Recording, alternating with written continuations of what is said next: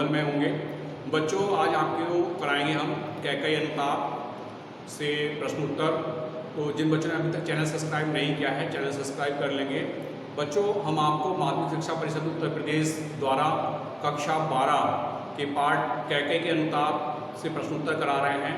तो आज पहला इसका हम शुरू करते हैं पद्यांश का। सबसे पहले मैं आपको पद्यांश बताना चाहूँगा कि पद्यांश कौन सा है जिससे आपको जो है प्रश्न उत्तर कराए जाएंगे। मैं पढ़ देता हूँ और जिन बच्चों के पास बुक्स हैं वो अपनी बुक्स यानी कि पुस्तकें खोल लें और उसमें इस चीज़ को इंगित कर लें। बैठी थी अचल तथापि असंख्य तरंगा, थी सिंही अब थी हाहा गोमुखी गंगा।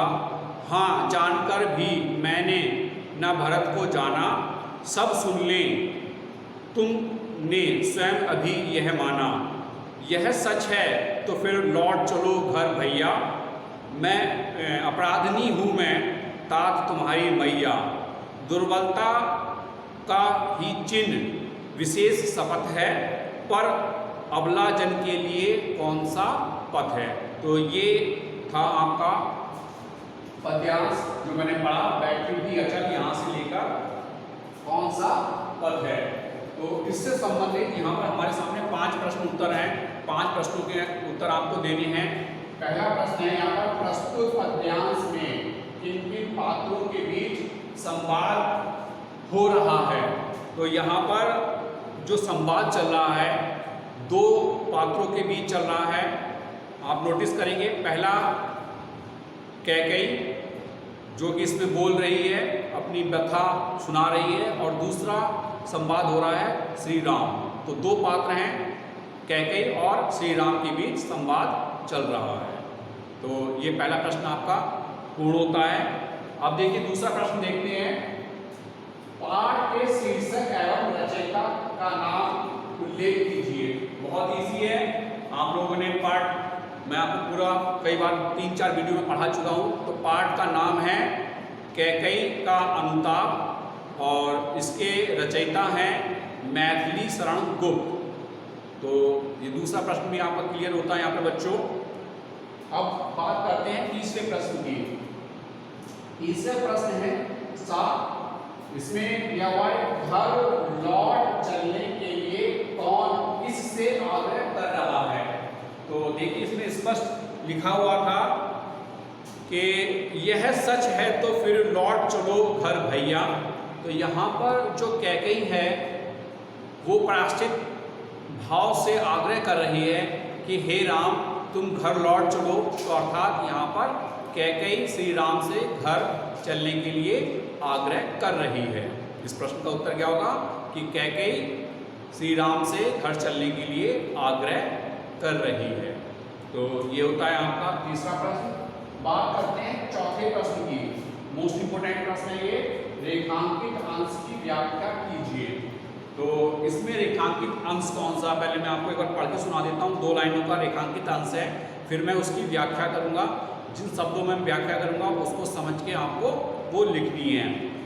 यहाँ पर कैकई कह रही है कि दुर्बलता का चिन्ह ही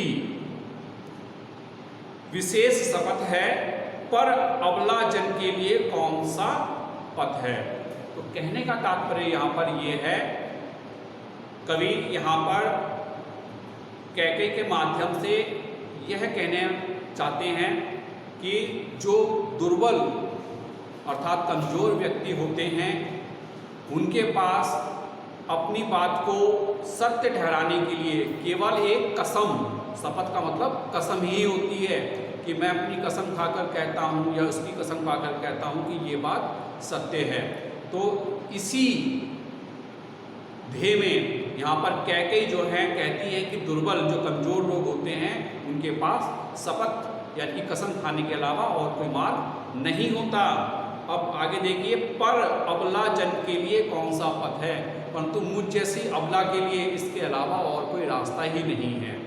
मैं दुर्बल नहीं हूँ, मैं अबला हूँ और मुझ जैसी अबला के लिए और कोई रास्ता ही नहीं बचता है। केवल यही रास्ता है कि मैं अपनी कसम खाकर कहती हूँ कि भरत का कोई दोष नहीं है। तो ये थी रेखांकित अंश की व्याख्या। चलिए अब आगे प्रश्न के तक चलते हैं। सिंही और गोमुखी गंगा से क्या अभिप्राय है? सभी लोग कैकेयी के जो व्यक्तित्व है उससे परिचित थे। कैकेयी जब बोलती थी सभा में तो उसके बोल जो थे वो सिंहनी के समान होते थे। वो गरज तरज के साथ अपनी बात को रखती थी, परंतु आज उसकी दीन्य अवस्था ऐसी हो गई थी कि जो सिंहनी की तरह दहाड़ने वाली स्त्री थी आज वो गौमुखी गंगा के समान निर्मल हो चुकी थी। उसके शब्द में मिठास थी। जिस तरह से गंगा का पानी शुद्ध, निर्मल और मीठा होता है, उसी प्रकार से आज कैकेयी के अनुवाद जो थे वो सरल और मिठास से भरे हुए थे। तो यहाँ पर इन दोनों शब्दों से ये अभिप्राय है कि सिंहनी जब कभी कैकेयी दरबार में बोलती थी तो उसके जो स्वर थे वो सिंहनी की तरह दहाड़ते थे, और आज उसकी परिस्थिति विपरीत है। उसके जो स्वर हैं वो गंगा की तरह निर्मल, पवित्र और मीठे हैं। तो ये इसका अभिप्राय बनता है।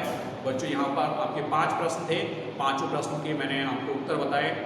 आशा करता हूँ आप लोगों को समझ आए होंगे। अगर कहीं कोई दिक्कत है तो आप मुझे कमेंट करके अपने समस्या लिख कर भेज सकते हैं। मैं उसके अगेंस्ट आपको जो है उसके जो सुझाव होगा वो मैं आपको प्रेषित करूँगा। तो बच्चों आज के लिए बस इतना ही। मिलते हैं नेक्स्ट वीडियो में। जब तक के लिए हैव ए नाइस डे।